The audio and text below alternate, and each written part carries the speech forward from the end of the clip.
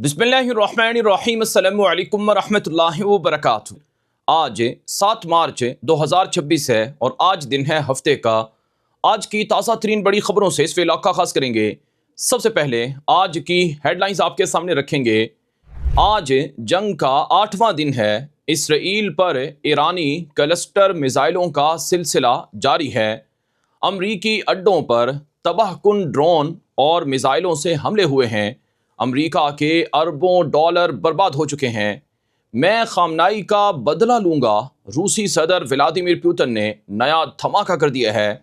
अमरीकी फौज लड़ने से इनकारी हो चुकी है। ट्रंप ईरान के साथ जंग छेड़कर दलदल में धंस चुका है।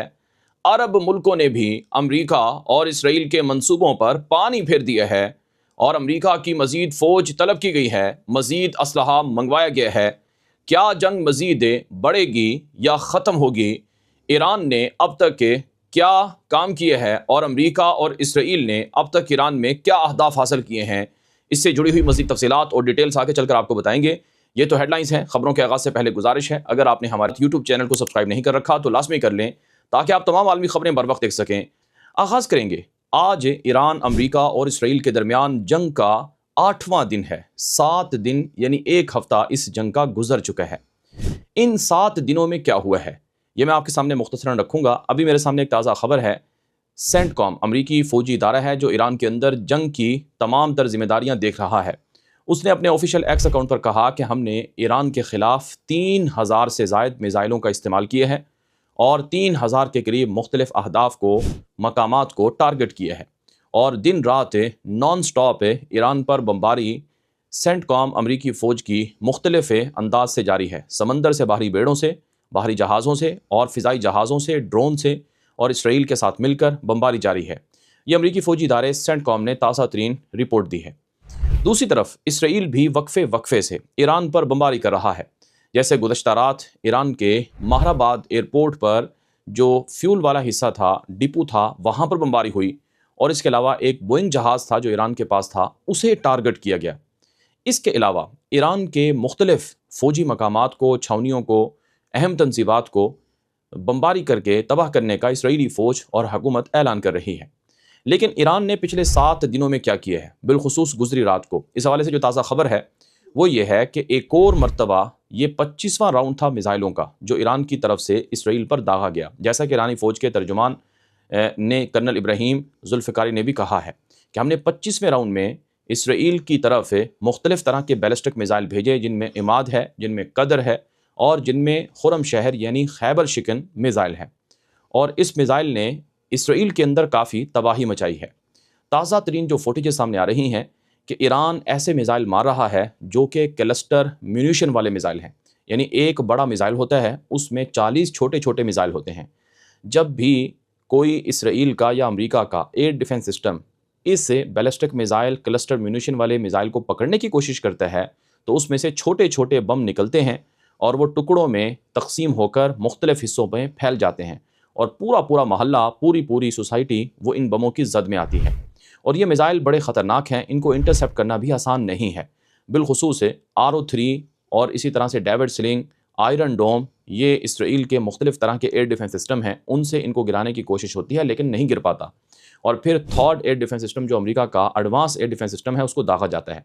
लेकिन इसमें भी मसला ये है कि अमेरिका और इसराइल के पास अब इंटरसेप्टर मिसाइलों का ज़ख़ीरा कम हो रहा है, ये ख़त्म हो रहा है। वजह क्योंकि एक ईरानी मिसाइल को गिराने के लिए तकरीबन जो मिसाइल इस्तेमाल करना पड़ते हैं वो 10 के करीब हैं। यानी अगर एक ईरानी बैलिस्टिक मिसाइल आता है उसको 10 से 12 एयर डिफेंस सिस्टम से दागे जाने वाले मिसाइलों से गिराया जाता है, जो कि बहुत कॉस्टली है, बहुत महंगा है और सबसे बढ़कर इतना बड़ा ज़ख़ीरा इसराइल या अमेरिका के पास मौजूद नहीं है।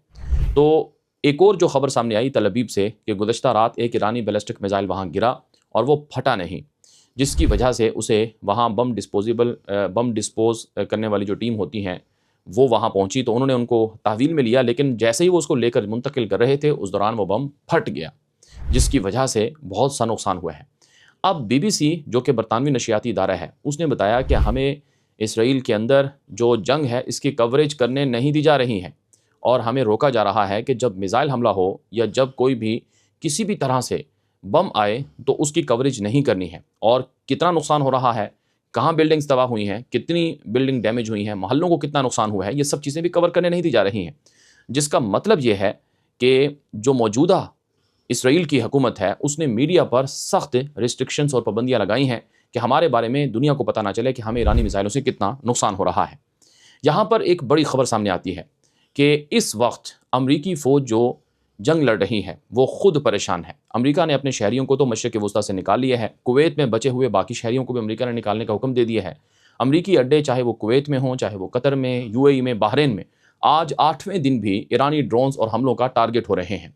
और कल रात यानी जो गुजरी रात है, इसमें इराक़ के अंदर जो अहम तरीन अड्डे थे, जैसे बगदाद में अमरीकी अड्डा है और बसरा के करीब एक इंतहाई अहम अमरीकी फ़ौजी तनसीबात थीं, उनको बताया जाता है कि निशाना बनाया गया है। ताज़ा जो इतलात सामने आ रही हैं कि मुख्तलिफ़ तरह के ड्रोन्स और मिसाइलों से हमला हुआ है। बाज़ रिपोर्ट्स के मुताबिक ये हमला ईरान की तरफ से हुआ है, बगदाद या फिर बसरा में, लेकिन दीगर रिपोर्ट्स में यह भी दावा किया गया है कि ईरान के हामी जो प्रो ईरानी मलेशिया ग्रुप हैं इराक़ के अंदर, उन्होंने यह हमला किया है। लेकिन बहरहाल इराक़ में बहुत बड़ा नुकसान बताया जाता है कि अमरीकी अड्डों को हुआ है। इराक़ की सरजमीन पर कुर्द अलहदगी पसंद ग्रोहों को अमरीका कह रहा है कि तुम ईरान के अंदर घुस जाओ।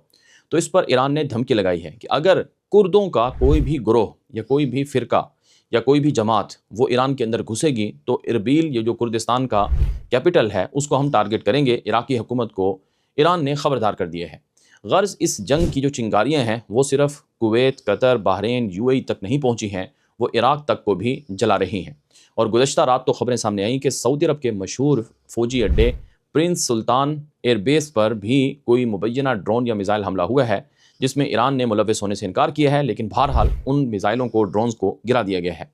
एक और ख़बर के मुताबिक अमरीकी मीडिया पर शदीद तनकीद हो रही है कि ट्रंप ने यह जंग शुरू क्यों की है, ट्रंप इस जंग को क्या मकसद के लिए शुरू कर चुका है और क्यों इसको बंद नहीं कर रहा है। और सिर्फ ये कहा जा रहा है कि ये इसराइल और नेतन्याहू की वजह से हुई है। जैसा कि एंटोनी ब्लिंकन, अमरीका के साबिक वज़ीर ख़ारजा हैं, उन्होंने कहा कि नेतन्याहू ने बहुत ज़ोर लगाया था और नेतन्याहू ने कहा था कि सदर ओबामा ईरान के ऊपर हमला कर दे, लेकिन ओबामा ने बात नहीं मानी इसराइली वज़ीर आज़म नेतन्याहू की, और अब ट्रंप ने नेतन्याहू की वजह से ये जंग छेड़ी है। यह साबिक अमरीकी वज़ीर ख़ारजा एंटोनी ब्लिंकन की स्टेटमेंट है। इसके अलावा अमरीकी फ़ौज को कहा जा रहा है कि वो खुदा के नाम पर लड़ें, यसू मसीह की वापसी के लिए लड़ें। तो इस पर भी बहुत ज़्यादा गम और गुस्सा पाया जाता है अमरीका के अंदर। और एक ताज़ा रिपोर्ट के मुताबिक 40 के करीब अमरीकी डेमोक्रेट या कांग्रेस के अरकान हैं, जिन्होंने कहा कि इस जंग को फ़ौजियों के जहनों में ब्रेन वॉश करके मुक़द्दस जंग का नाम क्यों दिया गया है, ट्रंप ऐसा क्यों कर रहा है। और इसी वजह से बहुत से फ़ौजी इस जंग में शामिल होना नहीं चाहते हैं और वो इनकारी हैं। एक और जो बड़ी खबर है जिसने अमरीका की नींद उड़ा रखी है, वो है रूस का इस जंग में शामिल होना। तमाम बड़े बड़े अमरीकी, यूरोपियन, इसराइली, अबरानी मीडिया कह रहा है कि रूस ने इस जंग में अमलन शमूलियत इख्तियार कर ली है। जैसे Washington post, wall street journal, Bloomberg, Axios और NBC, और इसके अलावा डेली मेल, दी टेलीग्राफ और अल जज़ीरा समेत दुनिया के बड़े मीडिया नेटवर्क ये कह चुके हैं कि रूस खुफिया तौर पर ईरान को हेल्प दे रहा है और अमरीकी जहाज़ों को, अमरीकी अड्डों को, अमरीकी तनसीबात को टारगेट करने की मालूमात दे रहा है। अमरीकी सदर ट्रंप से गुज़श्ता रोज़ जब सवाल हुआ कि क्या वाकई रूस ईरान की मदद कर रहा है अमरीकी फ़ौजियों को मारने के लिए, तो ट्रंप ने कहा कि यह अहमकाना सवाल है, इसका मैं जवाब नहीं देना चाहता हूँ। यानी ट्रंप भी इस सवाल को समझता है लेकिन वो बताना नहीं चाहता है। जो विल्सन के नाम से एक अमरीकी सेनेटर है जो ट्रंप की पार्टी का है, उसने कहा कि प्यूटन अमरीकी फ़ौजियों को ईरान के साथ मिलकर मार रहा है, लिहाजा जंगी मुजरिम प्यूटन के खिलाफ अब एहतिसाब का अमल शुरू होना चाहिए और उनको सबक सिखाना चाहिए। लेकिन नाज़रीन इकराम, रूसी सदर व्लादिमीर पुतिन ने फ़ोन किया है ईरानी सदर मसूद पेज़ेश्कियान को और कहा है कि आप मत घबराएं, हम आपके साथ खड़े हुए हैं। और सुप्रीम लीडर अली ख़ामनेई की शहादत पर ताज़ियत भी की है रूसी सदर व्लादिमीर पुतिन ने और कहा है कि हम आपके साथ हैं, आपके दुख में बराबर के शरीक हैं।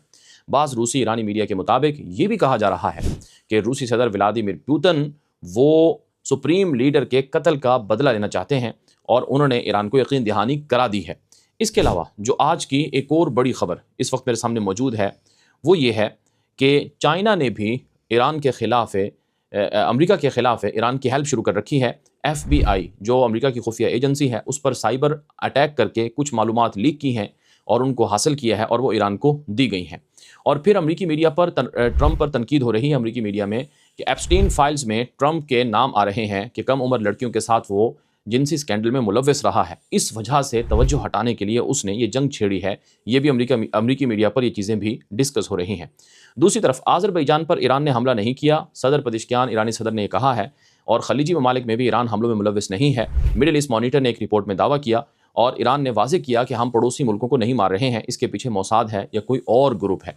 इसी से जुड़ी हुई एक खबर यह सामने आ रही है कि इराक के अंदर 5 इसराइली मोसाद एजेंसी के जासूस पकड़े गए, उनका नेटवर्क पकड़ा गया जिनके पास पोलैंड के पासपोर्ट थे। और इससे बात मालूम हो रही है कि मुख्तलिफ जगहों पर इसराइल कार्रवाइयाँ करता है और नाम ईरान का लगा देता है।